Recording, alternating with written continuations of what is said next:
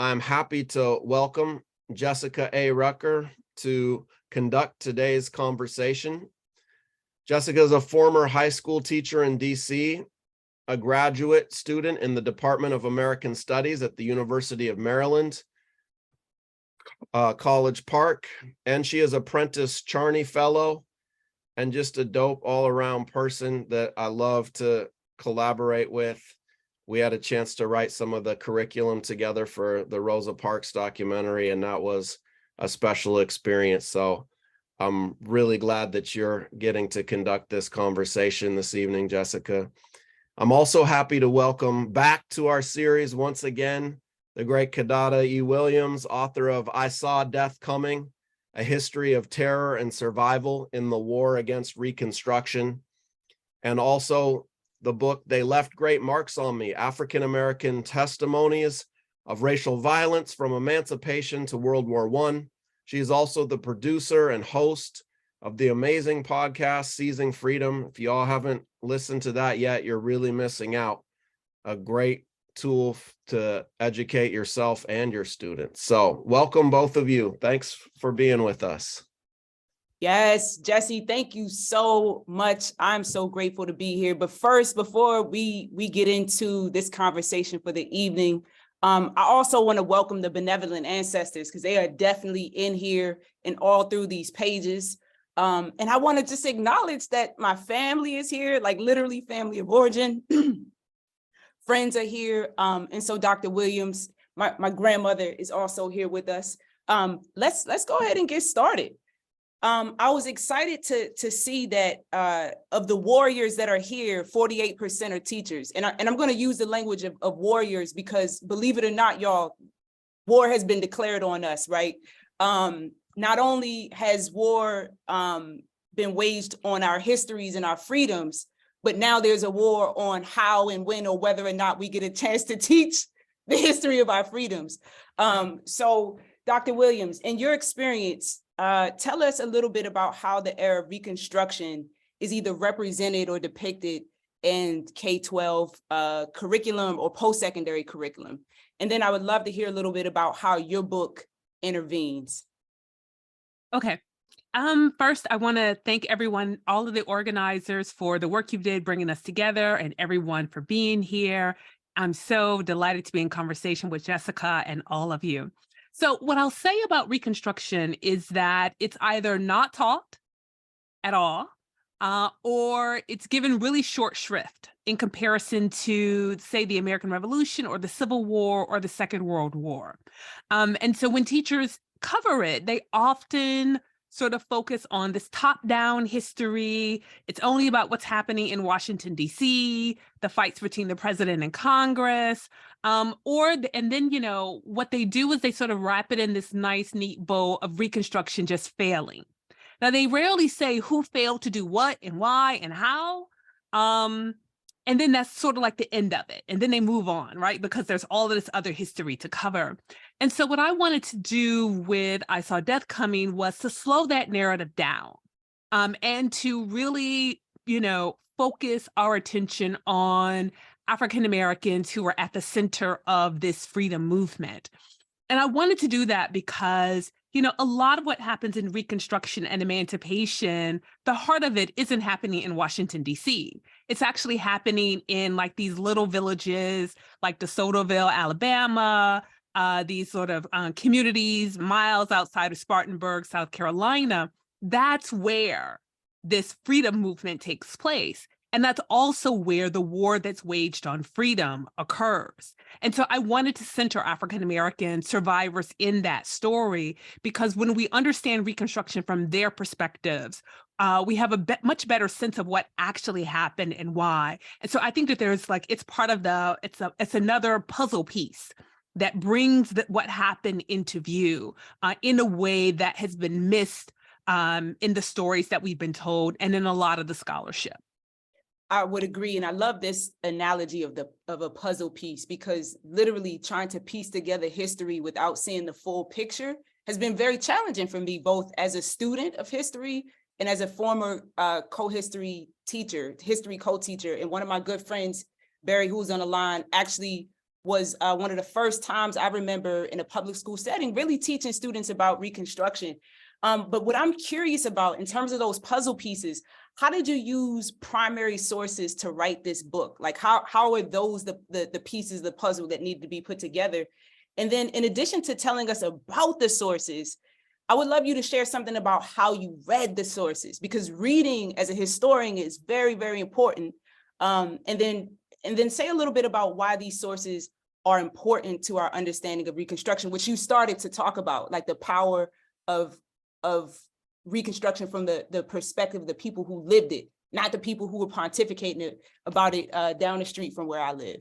Right. So I think I use African Americans' affidavits to Freedmen's Bureau agents, their testimonies before Congress, letters and correspondence they wrote other officials, reports they gave to newspapers, and even some of their testimonies before Congress and at some of the Southern Klan trials.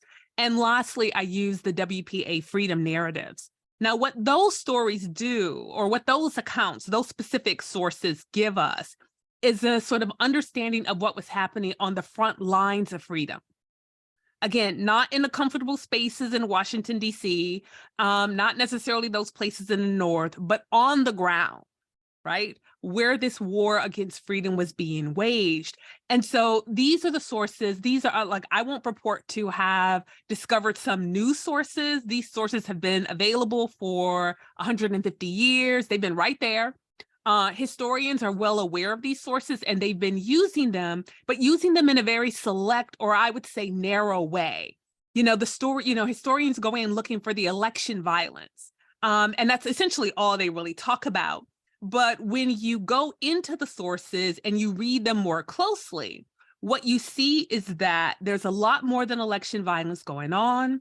What witnesses are also saying is that losing the vote is the least of what happened to them, right? It's not to say that losing the vote doesn't matter, but what they're also articulating is that the loss of loved ones, the loss of kin, of children, of husbands and wives to this violence mattered more than the vote. And I think that that's a story that often gets missed in the ways that we've been examining these records. And so what I tried to do was to first do a close textual reading of the sources to try to figure out, and like for the testimonies, I think it's important to sort of understand what's happening there is African Americans are testifying before Congress. It's not as though they're just sort of writing a letter and they can sort of say whatever they want to say. They're getting peppered with questions. And so what's interesting in their accounts is how they are trying to stand their ground, if you will, to sort of retain control of the narrative, to try to make sure that lawmakers understand exactly what happened to them. They're pushing back against efforts to trivialize what happened to them. They're pushing back against distortions, accusations that they started it, that, if Black people just behaved, there wouldn't be violence or there wasn't any violence at all. They come forward to say the names of their slain kin. They do all of these things.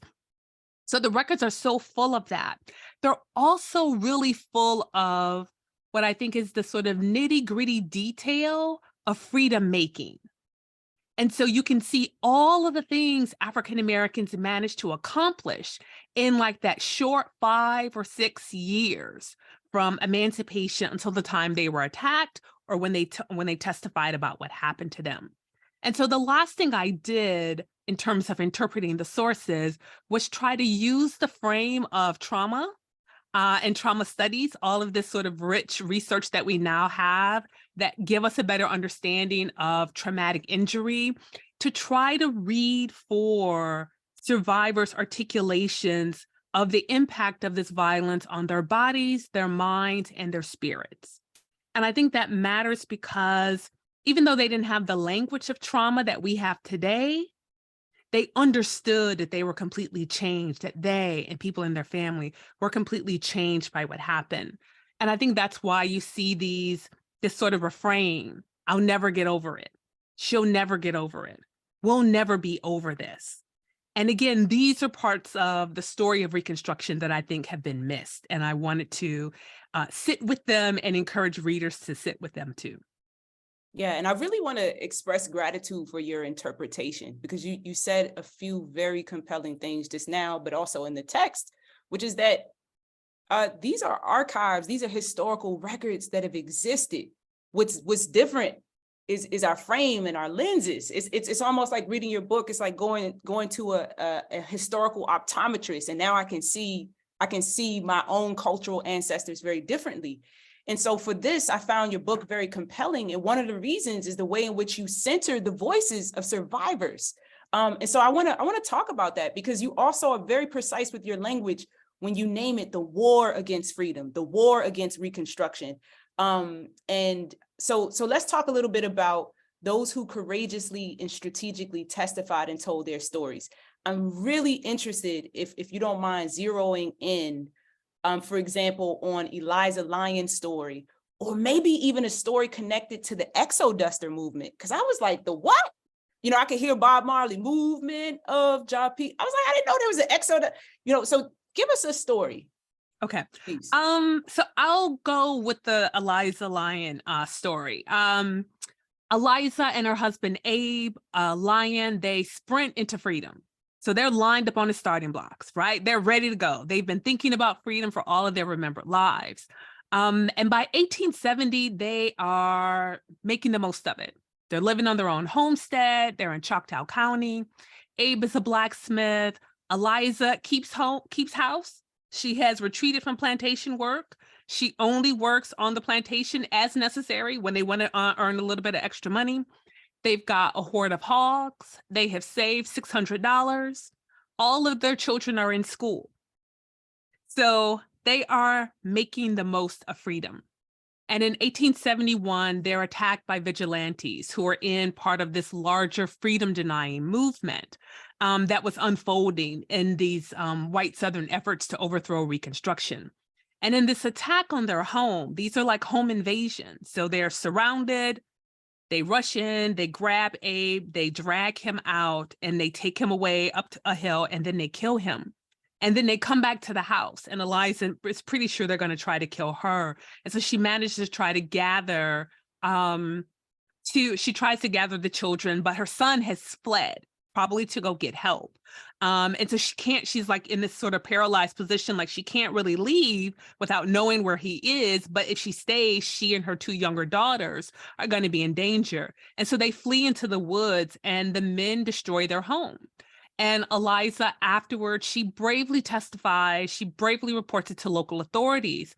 So she is afraid, but she is ready to report it and to go through the process of what she hoped would be a trial. We don't know what spooks her, but she flees Choctaw County, with her and the children, with only the things that they can carry. And she makes it to Demopolis, where she thinks they might be safe and where she testifies. And her testimony reveals like just how truly devastating this violence was. You know, the family, they picked themselves up from slavery. They did everything they were supposed to do. They were making the most of it. They beat all the odds. And that's probably why they were targeted. And I think a story like hers, including the bravery of her testimony and coming forward and saying, we lost everything. Abe was part of our everything, but we lost our home, we lost our property, we lost our cash, we lost the means to support ourselves, we lost everything. They left us with nothing. And I think a story like hers cuts through the stories that the nation has told itself, the stories the nation has told about Reconstruction just failing without, clarifying who failed to do what. And that failure narrative also plays into the lost cause theory, which is that Black people failed to make the most of freedom, right? And so when we're not clear on who failed to do what, then people are often filling in those gaps with those racist assumptions about Black people not doing what they're supposed to do. And so when you look at their testimonies, when you understand that they're sort of reporting to federal officials with the hope that they'll get justice, with the hope that federal officials will intervene to end the violence so that they can be safe and so they can fulfill their visions for their families' futures. When you understand that that's what they want and that's what they don't get, it kind of cuts through a lot of the stories of American exceptionalism and of unending progress. Wow, you were really like slashing through some of the core myths and symbols of what it means to be the United States. And something you're saying that really, I want to make sure, like I want to stamp this. So if I were still in the classroom teaching my Introduction to African American History and Culture course, I want to make sure I heard you correctly. So Eliza Lyon and her family sees freedom, right? They make the transition from chattel slavery, from being owned as property to owning property. Their children are enrolled in school. They're making the most of their freedom as espoused by the United States, right? These particular ways that we define freedom. But then they are confronted with freedom denying regimes, white vigilantes, an apathetic US government. And essentially the story we get told is they needed to pull up their trousers. We might say jeans or pants today, but really they did everything we were supposed to do, so to speak. But it sounds like you're saying that's exactly why they were targeted. And the reason why we know that is because then they were courageous enough when they didn't know if any help was going to come beyond the help that they were providing within the community, if they would get any kind of recourse. Is that what you're saying? That's exactly what I'm saying. And that's what the records reveal. Wow. And they've been sitting there all along. Wow. Let's dive into this a little bit, because I want to ask about testimony, but if you don't mind inserting just your point of view as a historian, why do you think the records that have existed haven't been interpreted in the way that you're offering us? Like what, I have some ideas, but I'm just curious, a little interlude. Right. So I think there are a couple of things. One, I think that first pass never gets it right. Right. So, I think what a lot of people were doing was authenticating, verifying the fact of election violence. Right. So they're like, we understand there was some violence. So they're going into the records and they're like, yes, there's a lot of violence. There's election violence. And so that became the story that they were willing to tell. I also think that, and you're at the University of Maryland, Elsa Barkley Brown, Dr. Barkley Brown.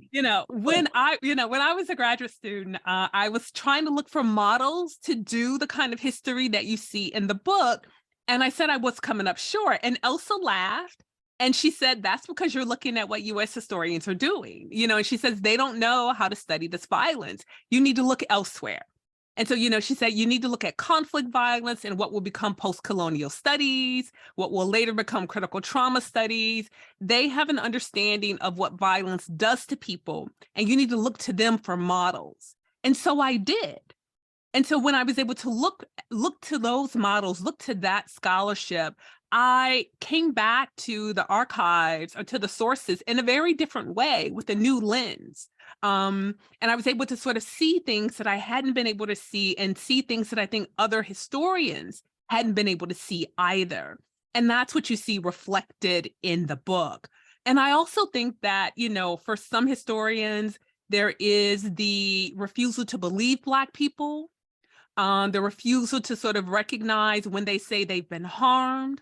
There are some historians who are more interested in, armed Black armed self-resistance, and they don't want to sort of see or acknowledge people being hurt by the realities of racist violence. They don't want to see a story like Abe's, which I didn't discuss before, but he experienced paralytic fright, not because he was a coward, but because he probably had a prior trauma in his life. And so he completely froze. So the natural, what we assume are the automatic flight and fight responses, he did not have those options with his brain shut down. And Eliza's testimony about what happened to him reveals that. And so I think historians have kind of missed some of those details. And I also think historians are also really uncomfortable with trauma generally, and really uncomfortable with Black trauma from white violence. And so there's a discomfort, there's a refusal, there's a resistance, there's a denial going on there that we as a field, I think, have to come to terms with. And I agree. And in my experience in K-12, there was a lot that needed to, we needed to come to terms with in terms of the intersections of trauma and instruction and culturally sustaining pedagogy. And I want to stay here with the archive because as I was transitioning out of the classroom as a teacher and now as a student, there was this movement across my friends where folks were like, yeah, I'm being asked to teach from this cookie cutter curriculum. So it's almost like the archive in a sense, like these are the documents, these are the curricula or the curriculum, the materials we're being asked to use. But what I'm hearing you say is even there, you found what you heard, the voices that were speaking to you. So even as classroom teachers, we have that agency and autonomy.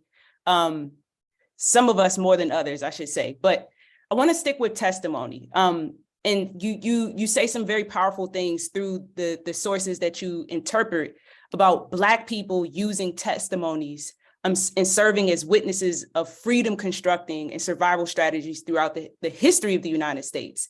So I've come to understand that this is really true in the era of Reconstruction. So tell me, dive a little bit deeper into how you see the dynamic of testimony and witnessing Black people's experience of terror through the era of Reconstruction. So how might, for example, an educator or librarian help students use testimonials to really fully flesh out this experience of Reconstruction? So I think they might do it by understanding that bearing witness to the violence was critical to African American sense of dignity and self-regard. The injustice, excuse me, of these attacks on people who had done nothing, right? But what they were supposed to do, what they had been instructed to do, what they wanted to do, that this injustice of being attacked empowered a lot of people to step forward at great risk to themselves. And they needed to say the names of their slain kin, to identify their attackers, to challenge efforts to trivialize what happened to them, and hopefully to inspire federal officials and their fellow citizens to help end the violence. And so their actions do work to a degree. Some of the violence is tamped down on, but not nearly enough. And it's not because Black people didn't want it to, but because there wasn't a collective will in order to end this violence. But I think in the process, what African Americans do is they create their own register of Reconstruction. And it's a counter narrative that has stood on the record books for 150 years that reveal the true story about what happened. And so it's been there. And I think one of the most powerful sort of acts or examples of testimony is the fact that they all come together from different communities to do this work, because that's how important they recognize it is for them to produce records, for them to document, for them to account, for them to report what was happening to them. And I think in many ways, it serves as a kind of moral ledger about the nation, about Reconstruction. And so I think educators going into the records and examining them can really take a look at them and to try to get a sense and help students get a sense of what has happened to African Americans, what do they seem to want by testifying, and how does the nation respond and why? And what does this tell us about the nation? And what does this tell us about African Americans? Yeah, this is powerful. Like, as you're sharing, I'm thinking about how often I might minimize or trivialize my own personal records and how important it is to have my cell phone out and available, how important photographs like family photo albums are, because that is my opportunity to be a witness to my own freedom and to our community's collective fight for freedom. So yes. And I'll just add, in collecting those stories too of the elders, right? Yeah. And of your parents, and leaving your own records. I think that's part of the work that everyone needs to be doing. Thank you. And I hope my mom is on here. I've been trying to get her to record our oral history, but no funny. This is very, very serious. And I want to talk about language. And then after the break, I do want to come back because I've been kind of dancing around this notion of violence and trauma. But I will, after the break, want to get from you some practical strategies for how to talk through how to teach using the realities of the war on Black freedom. But language. So as I was reading the book, I noticed that you very deliberately use words and phrases to frame Black people's experiences during Reconstruction in the South. So for example, in chapter 2, the devil was turned loose. So first, I just like that the titles are also quotes from the testimonies that you gathered. I think that was a very important way to center the voices of those bearing witness. But you write, the real business of waging war on Black people's freedom didn't happen on the battlefield, in the White House, or in the chambers of Congress. Rather than only attacking army posts or fighting the politicians who made freedom and civil and political rights for Black people possible, extremist whites were calculating. The work of overthrowing Black Reconstruction happened on the ground in the former slaveholding states as white conservatives got busy establishing institutions and policies that would sustain Black people's subjugation. You use so many different words. So let me get to the question. So teachers are often cautioned to keep our points of view out of the curriculum, but your language is so passionate. You know, it takes sides. It doesn't pretend. It doesn't purport to neutrality. So for your book, for me, was an invitation and a rallying cry not to be afraid to name exactly who did what and to whom, because of what those actions mean in real people's lives. So tell us about how and why you selected the language that you did throughout the book, even things like survivor or extremist or terrorists, combatants, assailants. You use the shadow army. Tell us about those words. Right. So I wanted to use precise. I wanted to be really precise because I think that imprecision is an act of erasure. It makes it hard to sort of see and understand who is doing what to whom and why.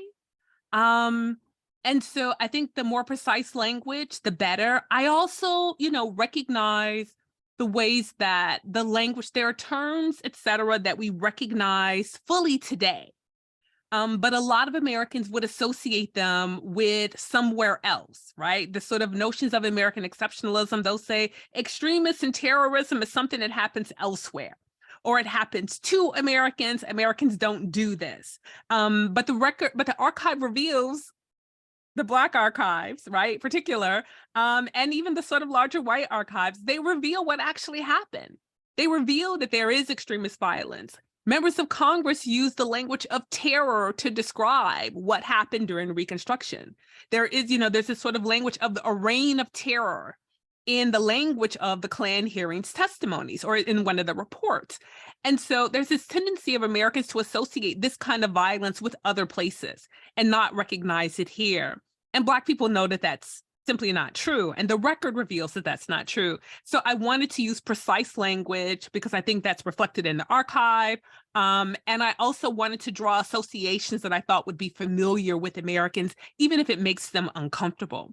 Now, for the thing about teachers, I think we need to stop pretending that teachers haven't been taking sides in what they teach, in how they teach, including the language they use, and what they do with it, especially when it comes to Black and brown people's histories. And so there is this sort of assumption that teachers haven't been taking sides, and they have been. I think about David Iacoboni's work, Teaching White Supremacy. It's more than 100 years of teachers, in particular, making very specific decisions to take sides. But the sides they were taking were with white supremacy, and that became normalized and okay. And it was something that they just don't talk about, right? And so now in this moment, when you've got a movement, you've got the sort of results of movements for justice that want to get us to a better place and want to do that by teaching an accurate history. Now, we've got the language, that this language is politicized. You're taking sides. And, and as a historian, and I recognize the privileges of being a professor in the state of Michigan and with tenure, but I'm on the side of justice, right? And if other people aren't, if teachers aren't if some teachers aren't on the side of justice, and they're not going to teach their students to be on the side of justice, then, we're just not on the same team. And I feel, and I feel like we need to be honest about that. But more specifically, we need to be honest about and push back against this notion that teachers have not been taking sides. As a Black girl who came up through the K-12 system, I have had, and through college, and even as a professor today, I have never experienced a time where I have not known teachers or professors to be taking sides. It's just that their sides are not necessarily like, it may not be a full-on declaration of association with a political party, but teachers are taking sides. They are making choices in the language they use, in the histories they teach, et cetera. But what has become politicized, I think today, is teaching that sort of engages justice issues. And we need to be aware of that and then figure out how to go forward from that. Listen, Dr. Williams, look, you are pulling receipts, you're snatching edges, and you're inviting us. This is a rallying cry, because just like the Freedom Singers saying, what side are you on? Yeah. And so we're getting ready to go into the breakout room. And I have to tell you, Dr. Williams, you're slam dunking this. I have on this Oxford, but I have on basketball shorts underneath, and I just want to just cheer because you're dunking it tonight. So anyways, we're about to head into breakout rooms. We're going to have time for just a few more questions. But before we do, as I stated before the break, I want to specifically talk about violence. And I want to really zero in right now on our pre-K through 12 educators, all educators, but primarily my pre-K through 12 comrades. All right. You have been asked to grapple with how to teach the history of the United States without overwhelming our students with the horrors of genocidal and racialized terror. And many educators are also grappling with threats and policies to restrict them from teaching young people the truth. These tactics have been a through line from Reconstruction, when white supremacists threatened teachers at freedom schools and literally burned down schoolhouses to suppress equitable education and progress. So I'm saying this in this spirit. Now, Dr. Williams, could you tell us more about the violence specifically against educators during Reconstruction, and then draw a connection for us to the attacks on teachers in Black history today? So I think it's important to recognize that attacks on education and on educators are part of a larger freedom denying enterprise. And I think that's where you see the similarities between what happened during Reconstruction, what happened during Jim Crow, and what's happening in this moment right now. And I think part of it is because you see people who don't believe in liberty, freedom, and justice for everyone recognize that young people know the difference between right and wrong, right? And so if teachers share with them some of the stories of injustice, of enslavement, of denials of freedom, of rights, of bodily integrity, et cetera, they know that young people are going to say, well, that's wrong. We shouldn't do that anymore. We should build a better world. And they want to make sure that that doesn't happen.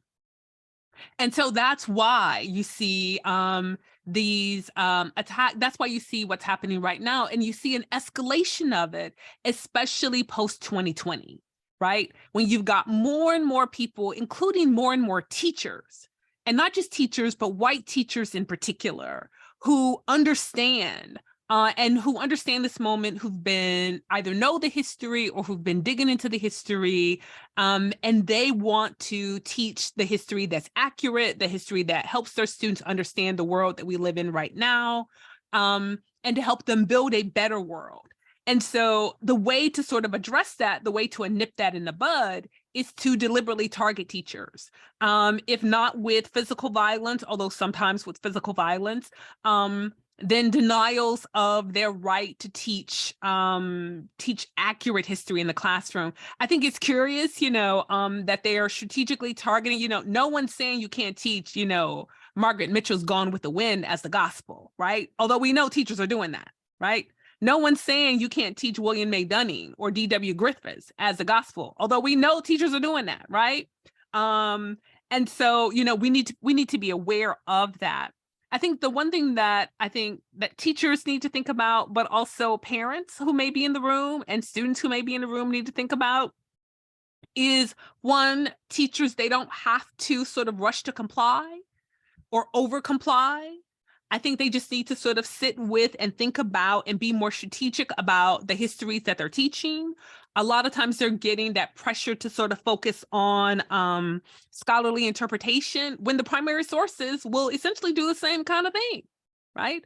And a lot of people who are passing these laws don't know enough about the primary sources to stop people from doing it. So I think that's one thing to think about. I think the other thing to think about is for parents and communities to remember that Black education has never only happened in the classroom, right? The Black freedom movement, the Black education movement wasn't stopped by bans prohibiting people from teaching enslaved people how to read and write, right? The Black education movement wasn't stopped by Jim Crow. Black parents, Black communities, Black teachers, and even some white teachers came together to make sure that the kids had the education they needed. And so that learning doesn't only have to take place in the school. Now, this isn't to say we turn our backs on schools, because I don't believe that. I think it's a both and. A recognition that education, history education, can take place in a number of spaces. And the history of Black people sort of like illuminates that. Black education happened in homes, in families, in schools, in churches, on the porch, in the community room. It happened on the playground. It happened in all of these places. And we need to sort of support that kind of history education movement happening today. To sort of work our way through, especially for those teachers who don't necessarily have who are under the threat of, I think, these laws and these bans that we're seeing. I think we just need a little more strategy, and I think we need to come together and to support each other, because they can't fire us all. I mean, they may try, but it'll be hard for them. It'll be hard for them to sort of work through that without sort of undercutting the education of the nation. And they might actually do that. And that's why, as Jessica said, we have to rally. We have to do all of these things. We have to be at school board meetings. We have to be at those meetings where they're discussing the history curriculum for the state. So that's not just at the school board, that's at the state level when they're talking about the history curriculum. We need to be in all of those spaces, advocating for accurate, rigorously researched history. Powerful stuff. What I'm hearing is Ujima, some collective work and responsibility. In fact, one of my favorite teachers is on here, Jordine Blaze, who's not a classroom teacher, but is a teacher because the world is her classroom. And so what I want to say to people who educate outside of the formal classroom space, we also got to rally around those folks who do keep their lights on by pledging to teach the truth, right? We might need to come up with a meal or something, because going back to the work, we're talking about trauma, right? The trauma that was literally visited upon our cultural ancestors. And then now the trauma of wanting to teach that history accurately and honestly, while we are also having those same forces of trauma reenacted on us for wanting to teach the truth. So I love this idea that our movement needs to be just as nimble, if not more, than the strategies that have been used to wage war against Black freedom.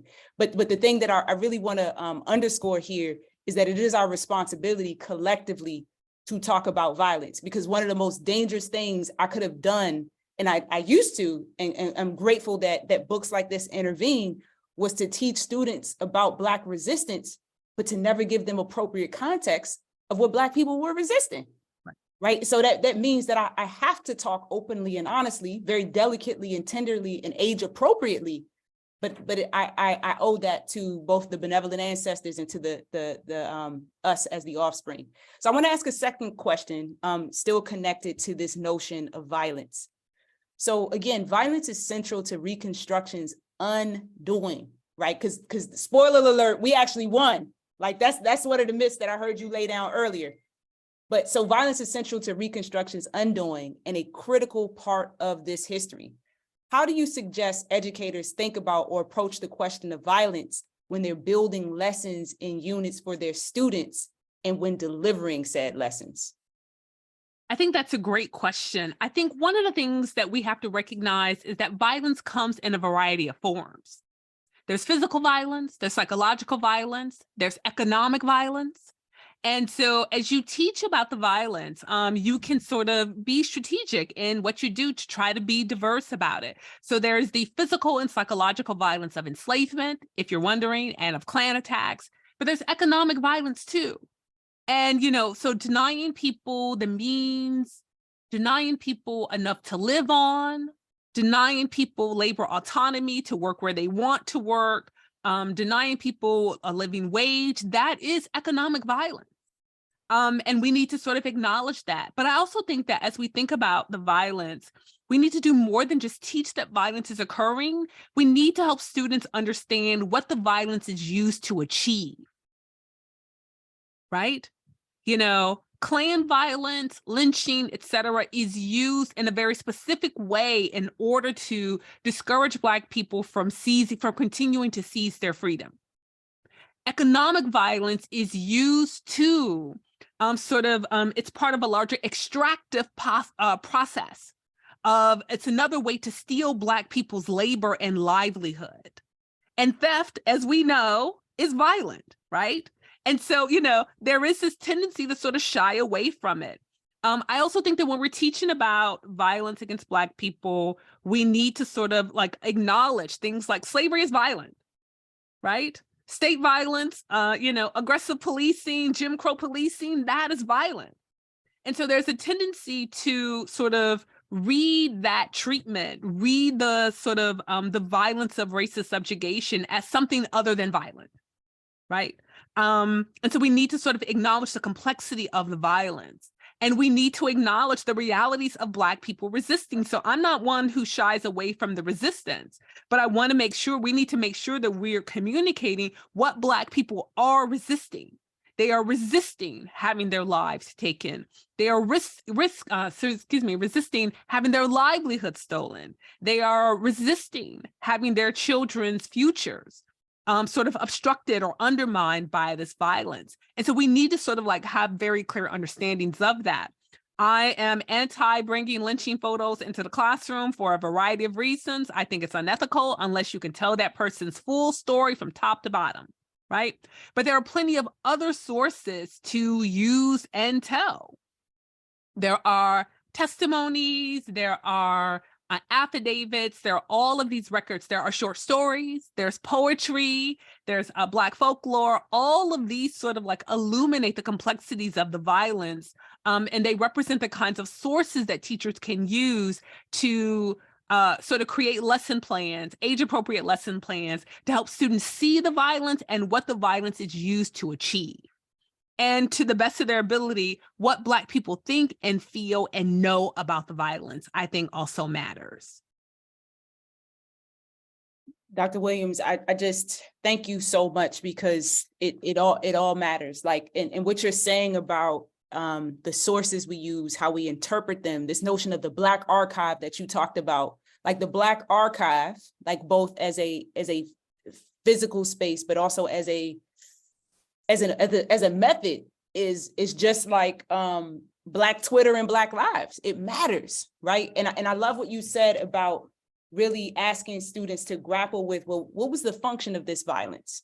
Let's look at the fact that sexual assault of Black women, of Black children, you showed me, in its very pornographic ways, was a big part of this, right? And yeah, Black children were not immune, right? Anyways, there are some questions. So I want to give space to my curriculum comrades here in the chat. this is coming from, before I transition, anything else on that topic? Okay, great. Okay, great. From Terrence, maybe you can mention teaching learning histories as part of connected to a world history in geography for accurate worldview and understanding. I love this notion. So Reconstruction in a transnational maybe context, or just what you were saying even about like Black labor, like having Black labor exploited, that's violence. Racial capitalism, that's violence. Yeah. So I don't have anything to add to that. Like, I think that, you know, you can do it in a global context. Like, I'm not opposed to a global context, but I also think that sometimes you have to sort of strike the right balance between it, because the global context sort of zooming out makes it harder for you to see some of the very specific things that matter. So I think what teachers might sort of benefit from doing is figuring out like how to zoom in and zoom out. And in different contexts, this helps students see this from different angles. And so that, you know, so it's not the same thing as a puzzle piece, but it's being able to see the whole world about what's happening, but trying to figure out a way to not zoom out as a way to deflect and avoid dealing with the reality of what's happening on the ground. That's right. Sometimes we got to sit in that fire. But you know what's so uncomfortable?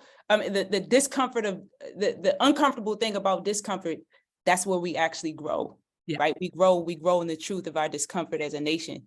All right, another question from the chat. Kumar, in this climate, I hope I'm pronouncing your name correctly, in this climate of woke war one, that's new to me, where folks are weaponizing words, theories, and histories they don't understand, how do we respond to people in unchecked positions of privilege and power? For example, board members who claim that this history, like the 1619 Project, is not accurate, or that we have other high priority items to address in schools instead of hard history. Right. So I think part of it, like I love Toni Morrison's statement that racism keeps you distracted, right? And so I think part of it is, for me, my thing is to sort of not be given the runaround or sort of like play for the okie doke, right? Like I know exactly like the games and all of the rest of the stuff. And so I'm not going to be distracted by that. And because that's part of what they want, is they want you distracted. They want you sort of like running around trying to define what woke means, as opposed to fighting the injustice in terms of the law, in terms of showing up at the school board. I mean, you know, the people who want to talk about, you know, about accurate history, they never do well with professional historians, because, you know, like I ask for receipts on history education. I ask about their qualifications to assess any kind of history, right? And so then what you realize when you do that, people, they get in their feelings and they get defensive, and I want them defensive. That's me. I want them defensive because I know what they're doing. And so part of what we have to do in waging this fight is to not get distracted, to realize sometimes we're just being trolled, right? And, you know, and also to sort of challenge, you know, like I think the fight over wokeness is to not argue with the people who are distorting it, but to argue and to challenge the people who are enabling it, like the media, right? That is sort of playing along in the discourse. They're the ones who are playing the okie doke, and they're the ones who are often getting played. And so we need to sort of like highlight their role in this, their complicity, and then to act accordingly. And so sometimes that may mean canceling that newspaper or turning off that TV. And so to being more strategic. And so for me, I'm not getting distracted by white supremacist games because I know those games. I know how they're played. And so while people are running around chasing the ball, you know, like I'm still on the front lines. And so like I invite other people to stick with me on the front lines and doing what we need to do in this justice fight, and not chasing the racist ball that they're sort of kicking down the street. Dr. Williams, I'm trying to sit next to you at the cookout. I'm not getting distracted by these white supremacist games. Listen, I'm with you. All right, we have another question in the chat from Howard. Can you talk about why white students need this history? So I think white students need this history because they've been sold a bill of goods. You know, they've been lied to. They don't understand the world that we live in. Bamboozled. Huh? I said they've been bamboozled. Sorry. Yes, right. So they don't understand the world that we live in, but many of them want to, right? And as someone, I teach a lot of white students. The vast majority of students in my African American history class for the past couple of years have been white students who are curious, who want to understand the world we live in. And what they come out of the course thinking and understanding and knowing is that the feeling bamboozled, they feel bamboozled by their K through 12 teachers. And so there's this question of, why don't we know? Why haven't we been taught this? Why do we have to go to college in order to learn this? What about my cousin who can't go to college? Is he never going to learn this? And so, they are asking these questions because they also want a better world. I think a lot of white students also recognize the point that Lonnie Guinier made in terms of Black people being the canary in the coal mine, right? What has come for Black people is going to come for everyone, right? The sort of tolerating of the injustice and the sort of inequality, the growing inequality, the wealth gap, all of those things will come for the larger white population too. And so I also think that white students want to know this history because they believe in justice and they want a just world too. And so this isn't just a history that Black people want to know or need to know, but I also think we need to have the conversation about some Black students thinking that because they're Black, they automatically know the history. That's a different conversation. But I think everyone benefits from this history because they understand the world we live in now. What I can tell you is that when students come through either the first part of the AFAM survey or the second part of the AFAM survey, they understand the world we live in right now better. The world makes sense. They can understand how we get from Reconstruction to George Floyd, right? Before there was a big gap. Coming through and having an accurate history, they understand what has happened and they understand what we need to do now in this moment to stop this from happening again in the future. Yes, indeed. Thank you. Thank you. I'm scrolling through the chat. I want to make sure I don't miss any questions.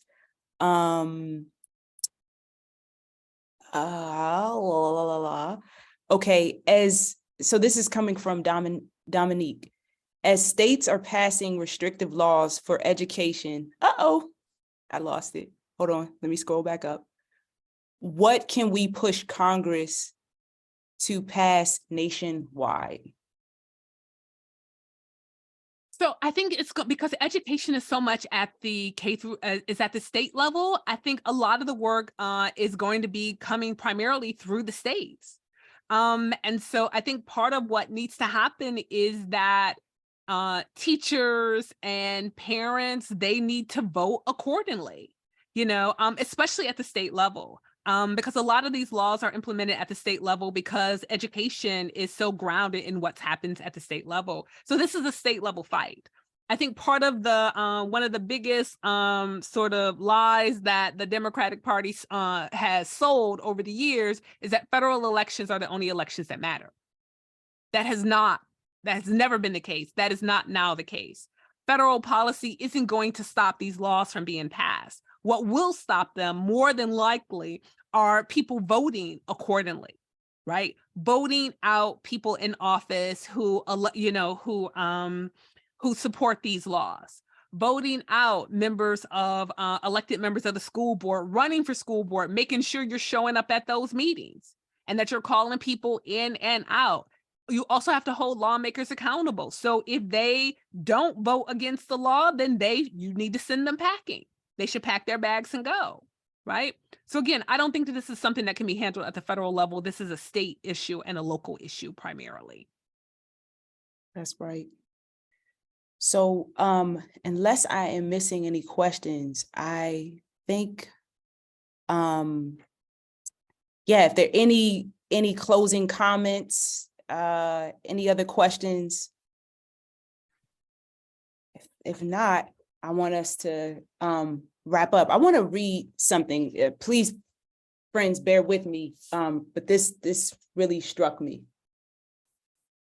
But what targeted people in the war on freedom, like Andrew and Frankie Cathcart, Marion Joseph Brown, and Eliza Lyon knew and tried to communicate to anyone who would listen, was that families were the cornerstones of their individual and collective freedom. Family was the glue that bound people together. Voting, office holding, and equal rights were a means to a future in which Black families would be free and secure. That was why Confederates struck at the very heart of freedom when they overthrew the revolutionary experiment in multiracial democracy.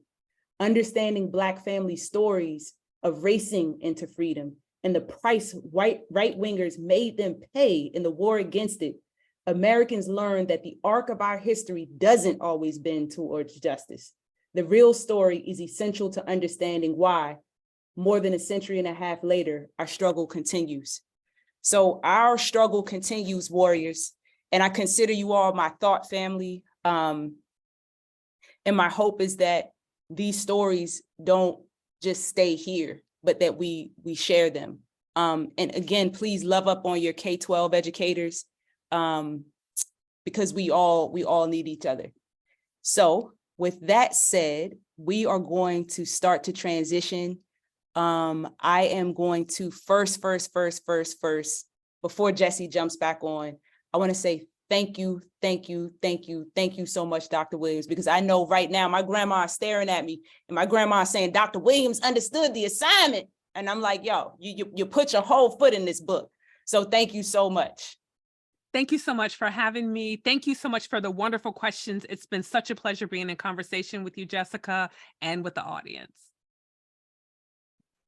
And I'm going to hop on just to ask everybody to unmute and say a big thank you and shout out to our extraordinary. Thank you so much. We enjoyed this. Jessica. Thank you. Thank you, Jessica. Very much. Thank you. Dr. was wonderful. Thank you so Thank much. you, everybody. Thank you. Very great. Thank Thank you. you. Thank you. Much love. Thank Much you. love. Thank you. So much to learn. Love it.